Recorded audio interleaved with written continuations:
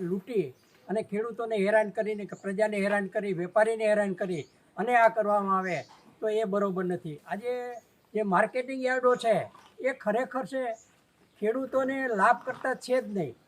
અને જો જોઈએ તો માર્કેટિંગ યાર્ડમાં ખેડૂતો જે લૂંટાય છે એવા ખરેખર કદાચ એને ઘરેથી જો માલ જાય તો ખેડૂતો લૂંટાવાના નથી. માર્કેટિંગ યાર્ડની જે સેસ છે એ પણ ખોટી રીતે લેવામાં આવે છે.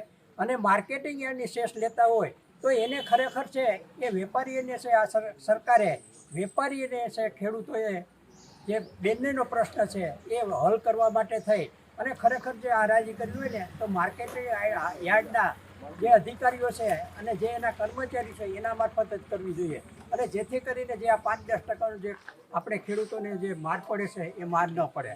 આજે ખેડૂતોને છે એ ખેડૂતોની ઉપજ ઉપર જ્યારે તૈયાર થાય માલ અને એ માલ ઉપર 5% લેવાનો છે, એને બદલે ખેડૂત ઉત્પન્ન કરે એના ઉપર જ સીધો 5% માલ ઉપર જે કર બોજ નાખવામાં આવે છે એ વ્યાજબી નથી.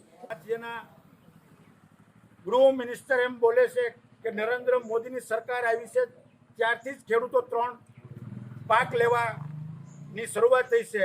એને મારે જાણ કરવી છે કે જો 2 પાક લેવાતા ન હોત તો મગફળી ક્યાંથી આવતી હતી અને ઘઉં ક્યાંથી આવતા હતા એ ભાઈને ખબર ન હોય તો એમ કહું છું કે આ દેશના આ રાજ્યના ખેડૂતો વર્ષોથી ઘઉં અને મગફળીની મુખ્ય ખેતી કરે છે અને 2 પાક તો વર્ષોથી લેવાના છે. પણ સાહેબ તમારા પગલાં જ્યારથી થયા ને ત્યારથી અમારી ખેડૂતોની કમનસીબી માઠી બેઠી છે કે જે મગફળીના ભાવ અમને પોષક મળતા એ પણ આપ સાહેબના ભારતીય જનતા પાર્ટીની સરકાર અને તમારા જે ગૃહ મિનિસ્ટર સાહેબના અને મોદી સાહેબના પગલાં થયા ખેડૂત માયકાંગલો થતો જાય છે. 1 તોલું સોનું ખરીદવા માટે અમે માળિયાની બજારમાં એક ખાંડી મગફળી લઈને આવતા ને અમને 1 તોલું સોનું મળતું. પણ આપ સાહેબ તમારા પગલાં થયા ને ત્યારે 5-5 ગાડા ભરીને આવીએ તો 1 તોલું સોનું નથી મળતું. આજે વ્યવસાય કરવા હોય, ખેડૂતોના દીકરા દીકરીઓને પરણાવવા હોય ત્યારે આ કિસાનોને સોનું ખરીદવું હોય તો હજારો મણ મગફળી વેચે ત્યારે 1 તોલું સોનું આવે છે. એ તમને નથી દેખાતું. અને તમે એમ કહો છો કે જોરથી બોલો તો કેટલા પાક લે. તમે હું એમ કહું તમે જોરથી બોલો તો કે તમે પધરાયા પછી આ રાજ્યની અંદર ડ્રગ્સ કેટલું વેચાય છે.